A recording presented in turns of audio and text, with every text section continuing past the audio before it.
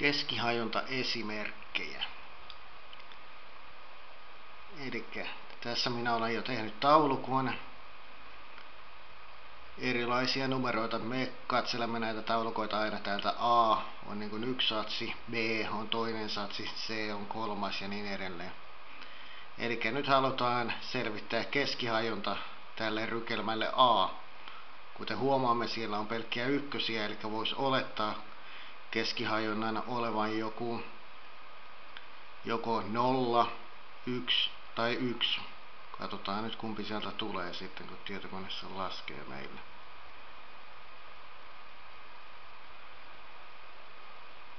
Valitaan nämä ykköset tästä.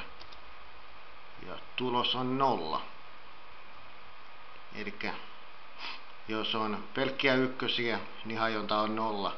Eli näin voitaisiin olettaa, että nämä vitosetkin antaa vastaukseksi 0. Mutta katsotaan. Kyllä vain. Vastaus on 0. Ja kuten huomaatte, niin tämä tietokone osaa laittaa tänne, että nyt laskettiin B-rivejä. Eli nyt C-riville on vaihdettu 1, 2 tonne. Eli katsotaan mikä tulee, minkä tietokone laskee meille. Tulos oli 0,377. Sitten täällä on vaihtunut vaan toi 2 on 4, eli tavallaan tuplaantunut. Eli nyt on mielenkiintoista nähdä, mitä tällä luvulle tapahtuu. Eli saatiin 1,13 hajonnaksi. Ja nyt tämä 4 on vaihtunut 8. Eli katsotaan, jatkuuko tämä jotenkin järkevästi tästä eteenpäin. No ainakin se lisääntyi. Se enemmän kuin tuplaantui, eli me emme voi laskea vaan, että kertaa 2 tämä olisi aina toi, vaan kuitenkin tiedämme, että se nousee nyt ainakin jotenkin järkevästi ja lukema tuntuu aina olevan välillä 0 ja pienempi kuin tämä isoin luku täällä. Eli nyt tässä on vähän erilaisia lukuja. Eli voitaisiin olettaa, että luku ainakin tulee olemaan välillä 0-9. Katsotaan. Kyllä vain, eli se on 3, joka oli aika järkeenkäypää. Nyt tässä on ihan erinäköisiä lukuja. 9800 on isoin luku ja pienin luku on 31. Eli jälleen lukeman täytyy olla ainakin välillä 0 ja 9800 voitaisiin olettaa, niin kuin tässä nopeasti arvaamalla, että sen pitäisi olla jotain aika iso luku, mutta kuitenkin alle 9800, 3665.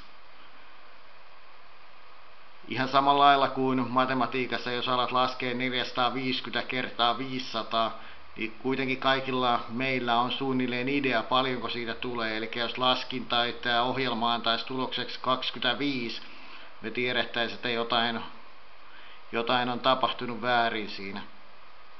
Eli nyt on lukema, pienin on 2 täällä ja seuraava tai isoin on 67, eli jälleen luvun täytyy olla 0 ja 67 välissä. Itse veikkaisin, että se tulee olemaan jotain 11 vastaus ehkä tästä. No 20. Kelpaa virhemarginaali mun puolesta aivan hyvin. Nyt tässä on sitten miinuksiakin mukana. Eli nyt me ei taas tiedetä kyllä, että onko vastaus -4 vai 4 vai mitä lie. Ainakaan minä en tiedä tässä vaiheessa yhtään mitä se on, mutta tietokone laskee meille 6. Eli jos tämä ohjelma osaa laskea oikein, niin me tiedetään, että vaikka täällä on miinuksia, niin silti vastaus on positiivinen. Eli näitä voisi nyt olettaa Suomen lämpötiloina vaikka, ja silti vastaus tulee olemaan 6. Eli joku positiivinen luku. Ja nyt täällä on sitten vähän erilaisia lukuja, pelkästään nollia ja toi 1 ykkönen. Eli nyt voitaisiin olettaa, että vaihteluväli on taas toi sama 0,3779, mikä on tuolla siis. Tuolla on toi. Koska siinä on sama vaihtelu, eli yksi pitäisi tulla yhden vaihteluun, niin katsotaan. Kyllä vain, vastaus on sama. Ja nyt sitten tähän on laitettu enemmän lukuja,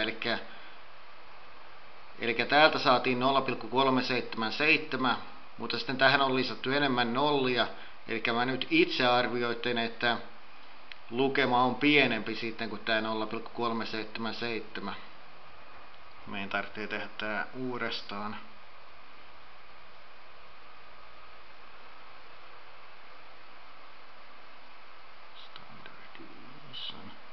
Ja sitten valitaan nämä kentät. Enteriä.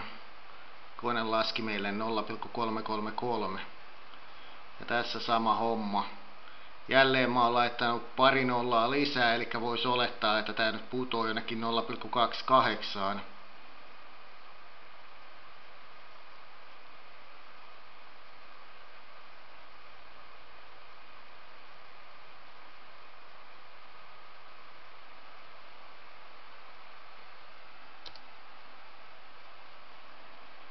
Se meni 0,301.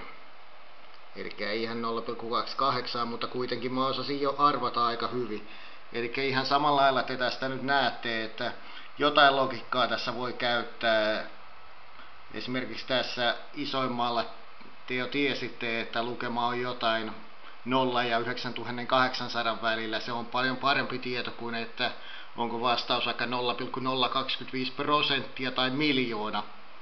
Sitä minäkään en tiennyt ennen, mutta nyt mä tiedän, osaan näitä itse vähän arvioida ennen kuin lähtee millään laskeen, niin voi tarkistella. Toivottavasti tästä oli ilo jollekin.